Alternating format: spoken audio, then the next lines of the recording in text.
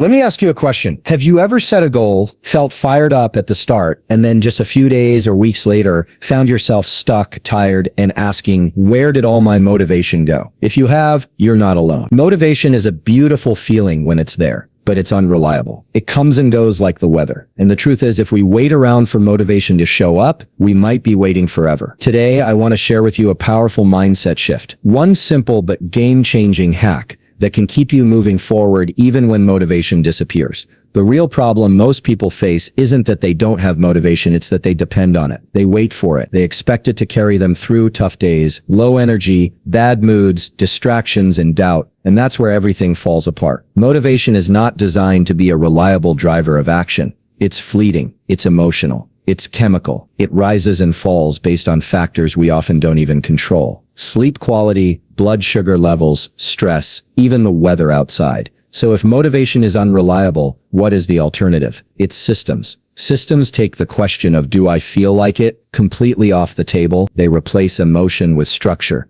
They create a rhythm in your life, a kind of background hum that continues whether you're excited, tired, frustrated, or joyful. Systems are action-based, not feeling-based. Let me explain why this is so powerful. Think about brushing your teeth. You don't wake up and wonder, am I motivated to brush my teeth today? You just do it. It's automatic. It's part of your operating system. You trust the system to keep your teeth healthy. You don't need to debate it every morning. And because you've repeated the action for years, it's ingrained into your behavior. Now, what if you treated your goals the same way? What if your fitness routine, your study sessions, your creative work, your side business, what if all of it operated on systems rather than mood? This is where true consistency is born. Let's take an example. Suppose you want to write a book. At first, you're motivated. You buy a nice journal or set up a sleek workspace. You sit down, energized, and you write a few pages. You feel proud. The next day, life gets a little busy.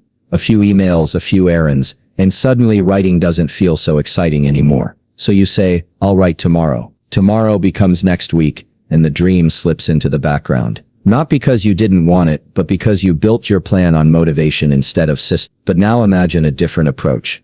You set a system. I will write for 15 minutes every day after lunch, no matter what. Not when you feel inspired.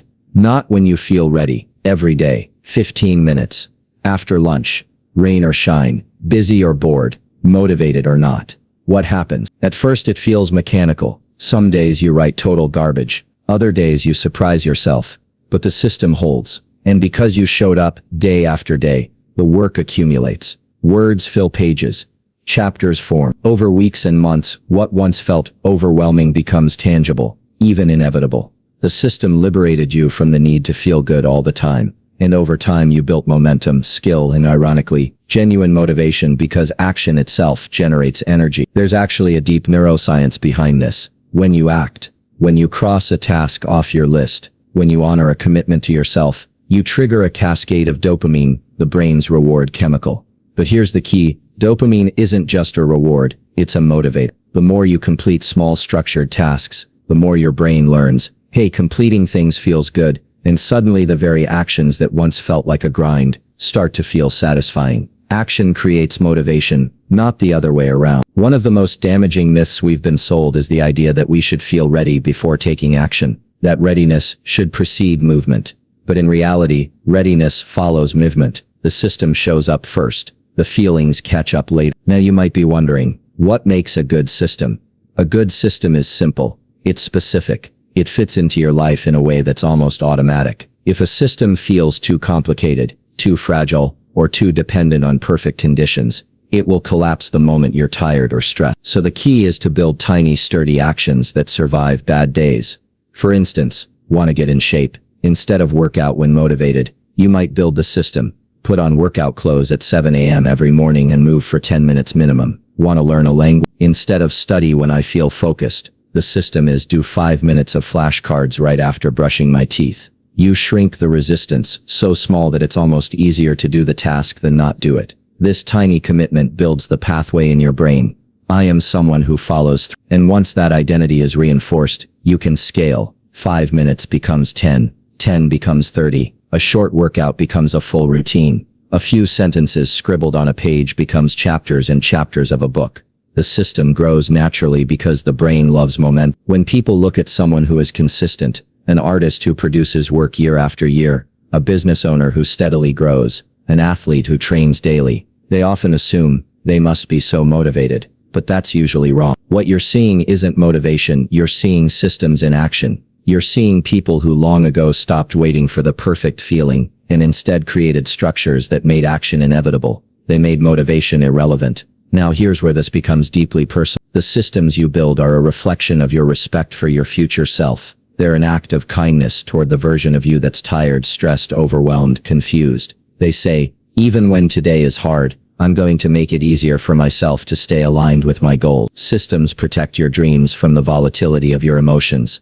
And no, it won't always be pretty. There will be days where you go through the motions, days when you resent the system, days when you question everything. That's okay. That's part of it. The system doesn't care if you're happy or inspired. It just asks for your presence. It asks for your participation. It gives you a way to stay tethered to your purpose when the storms come. In the end, it's not the loud, dramatic bursts of motivation that change your life. It's the quiet, almost invisible discipline of showing up again and again, even when you don't feel like it. It's the tiny decisions stacked up over time that create transformation. So if you're sitting there right now thinking, I don't have motivation, good, you don't need it. What you need is a system so simple, so sturdy, so automatic, that it carries you forward when motivation disappears. And trust me, it will disappear. You don't have to chase motivation anymore, you just have to build something stronger. And that something is the system that keeps you moving forward, no matter what. Now once you have a system in place, once you've taken emotion out of the driver's seat,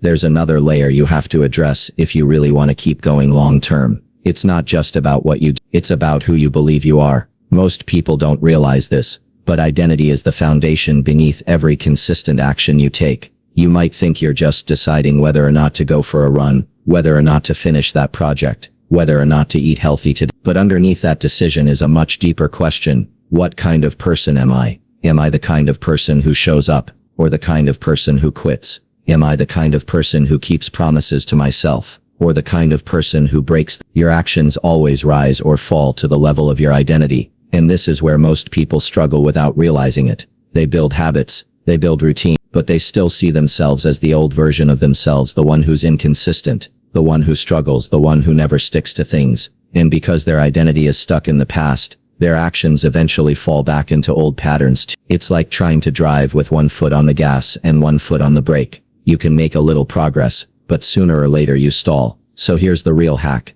You have to consciously shift your identity to match the person you're trying to become, not when you achieve the goal. Now, today, you don't wait until you've run a marathon to call yourself a runner. You call yourself a runner the first time you lace up your shoes and jog around the block. You don't wait until you're fluent in a language to call yourself a learner. You call yourself a learner the first time you open the textbook, stumble over a few words and keep going anyway. Identity is not something you earn after success. Identity is something you claim through action. And here's why that matters so much. When your actions and your identity are aligned, everything becomes easier. You're not fighting with yourself anymore. You're not negotiating. You're not spending mental energy convincing yourself to act. Because if you see yourself as a disciplined person, then showing up isn't a question. It's just what you do. If you see yourself as a committed creator, then making art, writing, building, it becomes part of your operating system. It stops being something you do sometimes and starts being who you are. There's even a biological basis for this.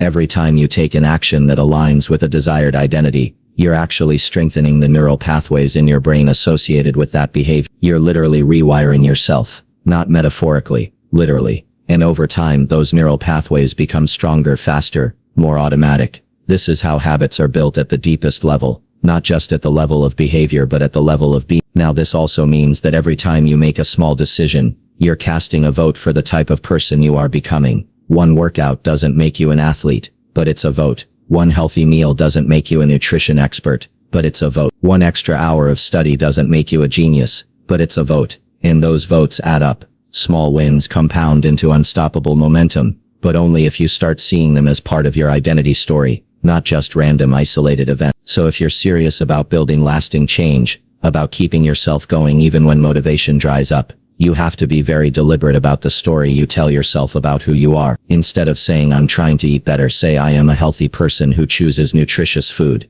Instead of saying I'm trying to be productive, say I am the kind of person who uses my time wisely. Instead of saying I'm trying to start a business, say I am an entrepreneur building something meaningful. Notice the shift. It's subtle, but it's powerful. It moves you from effort to identity. And here's something important. You don't have to believe it. You just have to begin to behave like it. The feelings of belief will catch up to the actions, not the other way around. If you wait to feel completely confident in a new identity before you act, you'll never move. Confidence doesn't come first. Action comes first. Identity is built through action. And I want to be clear. This isn't about lying to yourself. It's not about pretending you're something you're not. It's about recognizing that identity is fluid. It's about realizing that who you are is in large part determined by the choices you make every single day. You are not stuck. You are not defined by your past. You are not chained to your old behaviors. You have the ability to decide today, right now, who you want to become. And then you back it up with small, consistent actions that affirm that new identity. The moment you stop thinking of yourself as someone who's trying and start thinking of yourself as someone who is, the game changes. You stop needing external motive. You stop riding the emotional roller coaster. You stop asking yourself, do I feel like it today? Because it's not about feelings anymore. It's about truth. It's about integrity with the person you have chosen to become. And even on days when it's hard, because there will be hard days, even then you show up. Not because you're motivated, not because you're inspired, but because it's simply who you are. That's the ultimate hack. That's the way to keep going when motivation fades. You build systems that anchor you in action, and you build an identity that pulls you forward even when every part of you wants to quit. And when you do that, when your systems support your identity and your identity fuels your systems, that's when you become unstoppable. That's how you keep going.